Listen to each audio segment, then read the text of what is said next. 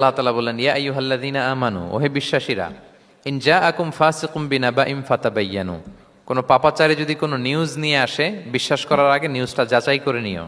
আন তুসিবু কওমান বিজাহালাতিন ফাতুসবিহু আলা মা ফাআলতুম নাদিমিন, যদি তোমরা বিশ্বাস করে ফেলো তাহলে কোনো কওমের উপর হয়তো এমন ডিসিশন নিয়ে নিতে পারো যে ডিসিশনের কারণে পরে তোমাদেরকে পস্তাতে হবে।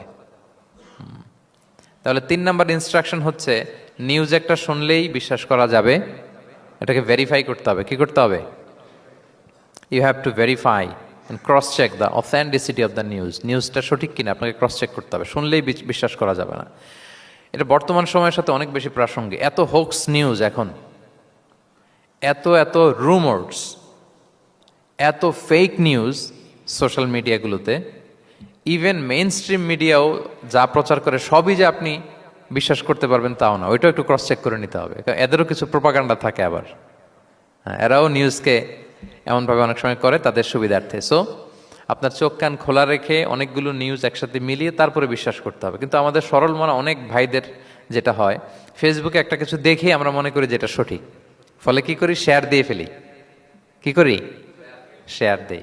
আবার আপনার বন্ধুরা শেয়ার দেয়, ফলে মুহূর্তে একটা রুমর, একটা গুজব ছড়িয়ে পড়ে সমাজে, কিন্তু আদতে এটার সাথে কোনো মিলই নাই বাস্তবতার। এরকম হয় কি হয় না বলেন তো? দেখেন, ইসলাম কত সুন্দর একটা নিউজকে ভেরিফাই করার জন্য আমাদেরকে নির্দেশ দিয়েছে। ফাতাবাইয়ানু মানে ক্রস চেক করো। কোনো সংবাদ আসলেই চিলে কান নিয়ে গেছে শুনলে চিলের পেছনে দৌড় দিবেন নাকি? না, আগে প্রথমে কি করবেন?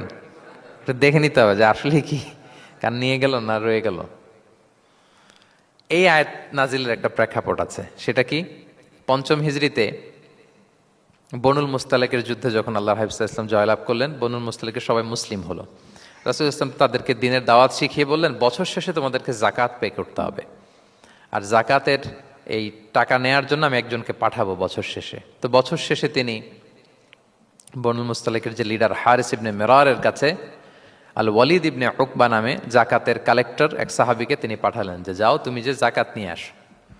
তো উনি গেলেন। উনি আসবেন শুনে বনুল মুস্তালিকের সবাই পল্লী থেকে বের হয়ে মরুভূমির মাঝখানে তলোয়ার নিয়ে, ঘোড়া টোরা নিয়ে তাকে ওয়েলকামিং রিসেপশনের জন্য, রেড কার্পেট রিসেপশনের জন্য সবাই দাঁড়ায় আছে যে নবীর সাহাবী আসবে, জাকাত কালেক্ট করতে, আমরা জাকাত দিব। এখন ওই সাহাবী যখন গেলেন, সবাইকে এরকম ঘোড়া তলোয়ার এরকম সাজসজ্জা নিয়ে দাঁড়ায় থাকার কারণে উনি ভয় পেয়ে গেলেন। উনি ভাবছে আমাদের মনে হত্যা করার জন্য দাঁড়ায় আছে। উনি আর এটা ঠিকঠাক না জেনে অ্যাবাউট টার্ন ফিরে গেলেন মদিনায়, যে বলে ইয়া রাসূলুল্লাহ, বনুল মুস্তালিক তো সব মোরতাদ হয়ে গেছে, এরা তো আর মুসলিম, এরা তো আমাকে মারার জন্য সব দাঁড়ায় আছে। আসলে বলেন তো কথাটা কি সত্য না মিথ্যা? একেবারে মিথ্যা। রাসূল সাল্লাল্লাহু আলাইহি ওয়াসাল্লাম